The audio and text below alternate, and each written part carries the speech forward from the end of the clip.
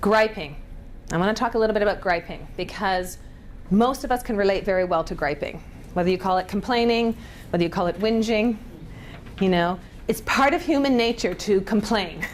Now, some of us complain more than others, right? Some of us become very good complainers. You might even call us professional complainers. Some of us don't complain very much at all. One of the things that's really important for me about understanding a complaint is this. When someone is in a griping phase, they care a lot. Meaning is very high. If it wasn't, would they be complaining? No. You don't complain about something you don't care about. And often when I'm working with managers, when they have someone on their team that they see as being in a griping phase, they often label that as negative, right? And when you think of someone as negative, you want them to have a change of attitude. That is not at all what's going on with someone who's complaining or griping. They care a lot, meaning is very high. They're frustrated though, because there is low progress. So if you are griping, or you have a colleague griping, what you want to do is focus on what is it I care about, because sometimes we're not even clear on that. You know, we're just frustrated. What is it I care about? So get clear on your source of meaning. The next question to ask yourself is, what is the perceived obstacle? Because there's got to be an obstacle, or else you wouldn't be complaining. I care a lot. I will take action. But when someone's in griping mode versus dreaming, they've already taken action. But what's happened? They care a lot, they do something. Okay, they care a lot, they do something again. What's happening? What are they not getting that would lead to perceiving an obstacle there and a complaint? Could be recognition. So, okay. So the signal of progress they're looking for is recognition, and they're not getting it. So it's an obstacle to progress, right? And what they're complaining about is that obstacle. So I care a lot, I take action. I'm scanning my environment, right? For my signal of progress, I'm not getting it. It's going to lead to frustration. So what do you have to do? You've got to either get that signal of progress or find another signal of progress. You've got to get a sense of progress, though. When you bring the signal of progress to your consciousness, what are you looking for? What am I looking for that I'm not getting? Then you can make a decision about it. Is it an obstacle I want to overcome? Or is it an obstacle I want to work around? Right? What are the other paths? This is really key. This griping will teach you better than any other phase how to manage progress. So I want to give you a couple of other examples. Here's something else we do that can lead to complaining. We sometimes don't celebrate our own progress. We've talked about this a little bit, but we let our environment deprive us of celebrating our progress. And I tell the story about Roger Black for this. I like this story. Roger Black ran in, I think it was the Atlanta Olympics, and he ran for Britain. He was expected to get gold. Everyone thought, no brainer, he's going to get the gold. Well, he got the silver. What do you think the media scrum asked him? You know, as soon as he finished the race, you know? So, what question do you think they asked him? How do you feel about not getting the gold? What happened? Are you disappointed? You must be disappointed, right? And I love his answer. He said, I ran my perfect race. I am thrilled to have the silver medal. He was not going to let expectations of others deprive him of his sense of accomplishment, his progress. And sometimes we let that happen, right? We let other people's expectations take away our sense of progress. You've got to protect it. You've got to protect your sense of progress. Obstacles, though, are a big thing when it comes to griping.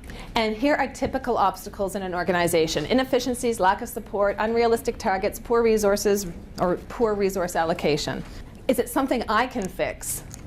Or is it beyond my level of authority and I need to get someone's support? How am I going to overcome that obstacle? Or if I can't, how can I find another path? Now, I want to show you this, and I want to quickly talk about this, because this is another thing that can really compromise our progress. What do you notice about this? Yeah. Yeah, my 7-year-old did this. No. Actually, this is not something I created. This came from Europe. We were doing a session. Dave was actually doing a session for a company in Europe, and the VP came in, and he wrote this on a flip chart. And he asked this group what I asked you. What do you notice? And they said, the middle one is wrong. And he said, from this day forward, I want to create a culture where we notice what's right as well as what's wrong. And I want you to notice what's right first, and then what's wrong. Now, there's a reason why every time I do this, everyone says, or someone will say, one's wrong. Why do you think we always say that first? Well, 2 are right. That's pretty good, and 1 is wrong. No one ever says that. So what if you had 2 humans? It's nature. Well, let's just hang on to that. Yes, it is nature. Why is it nature? Do you know why?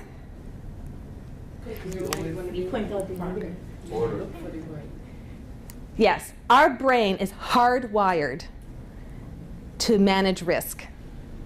Okay? We are always making sure we're not at risk. Are there any dangers out there? And something that's wrong, it has potential danger, right? So we are hardwired to look for what's wrong. That's absolutely true. In addition to that, we've also been taught to look for what's wrong. It's not just our brains that are doing it. It gets reinforced by our education system. Depends on your school, but I know my children are in elementary school. They come home once a week with an evaluation of some sort, and what jumps off the page? The big red X's. Their attention is brought to what they got wrong, not what they got right. They have done a lot of research with this, and they've researched parents and report cards. English, A. Math, C. Science, B. Where do parents spend almost all of their time? C.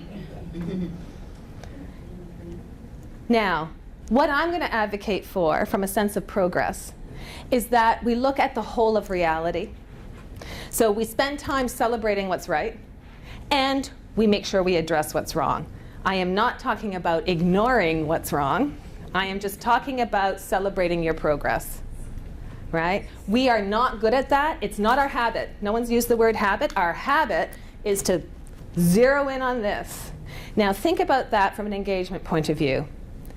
If I'm always noticing what's wrong, what's going to happen over time if I get a few bumps in the road? Right? I'm going to be griping. Right? It's not going to be something that uplifts me. It's going to be something that over time, if I keep noticing what's wrong, it's going to weigh me down. You do yourself well. You serve yourself well when you notice what's right, and that what will happen, I promise you, it will uplift you to tackle what's wrong. I love this quote. I just found it this year. One way to become enthusiastic is to look for the plus sign. To make progress in any difficult situation, you have to start with what's right about it and build on that. Working with a team in Europe that had a system and implementation, it went well, but it really ran into some pretty big difficulties. And they were like discouraged.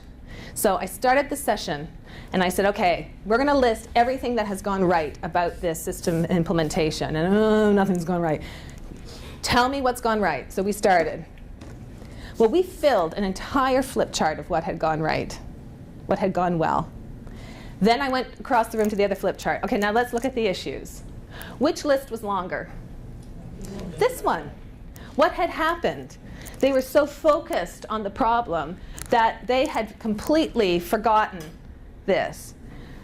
How did their attitude change, do you think, after they had appreciated success?